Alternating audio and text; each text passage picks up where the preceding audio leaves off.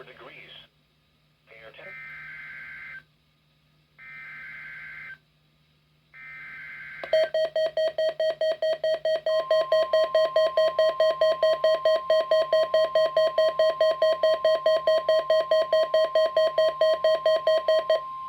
This is the weekly test of the NOAA weather radio warning device. During potentially dangerous weather situations, specially built receivers will automatically activate to warn of impending weather hazards.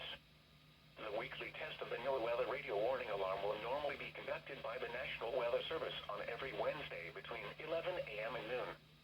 If severe weather is occurring or possible, the test will be postponed to the next good weather day. The warning alarm is activated for weather warnings and selected watches, hazards, and special non-weather events that affect the following counties: San Luis Obispo, Santa Barbara, Ventura, and Los Angeles counties and adjacent coastal waters.